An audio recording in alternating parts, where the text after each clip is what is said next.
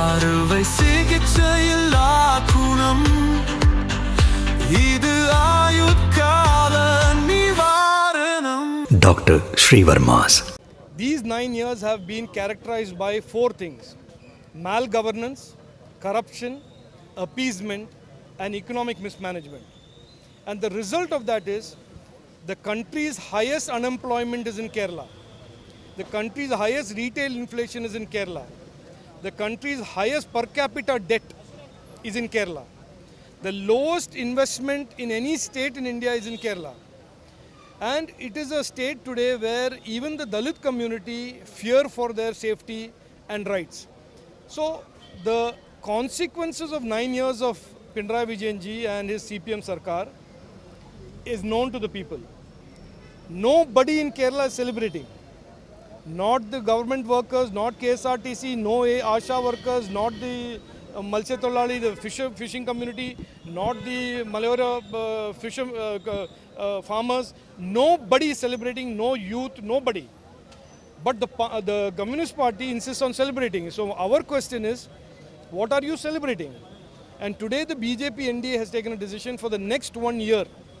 We will expose everything, every misdeed, every wrongdoing, every corruption, every appeasement of the CPM government and the Congress government before it, and place that in front of the people, so that when people make a decision in 2026, they have all the facts in front of them and they choose not the CPM model, not the Congress model, but they choose the Vikasita Kerala model of Narendra Modi ji and the BJP NDA. So the by-election has been announced in Nilambur. So there are reports saying that BJP is not even contesting in this election. So look, it is a minority-dominated constituency. It is a constituency where the BJP has never done well for many reasons. And the NDA contested there in 2016 and got about 16 to 18,000 votes. BDJ is our partner party. So we have taken a core committee meeting yesterday. We have evaluated BJP's chances. Today we will discuss with the NDA and decide what the future course of action is. We don't intend in contesting elections for the sake of contesting. Our effort as a party, our effort as an NDA coalition is to fight elections so that we can come to power in those constituencies and deliver some difference to the people that elect us. So we will keep all this in mind and take a decision, an informed decision. I don't see this as an ego issue. I don't see this as an issue where the BJP's future is decided by this election.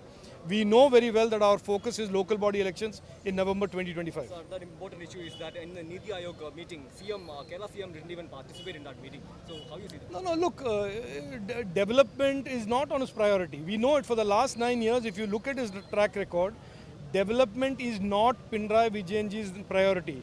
Before him, when the Congress was in government, for them also it was not a priority. For them, corruption was a priority. For Pinarayi Vijayan ji also, unfortunately, it has become a situation in Kerala where there is no difference between the Congress and CPM. Both are embroiled in corruption. Both are families deeply involved in corruption. Both are involved in appeasement politics. Both are characterized by malgovernance and economic mismanagement. Every citizen of Kerala today, 3.5 crore Malayalis, today have a debt of almost 2 lakhs per capita on their head. And that is and nothing has improved in their lives. No jobs, no infrastructure, nothing. Still the debt per capita goes up.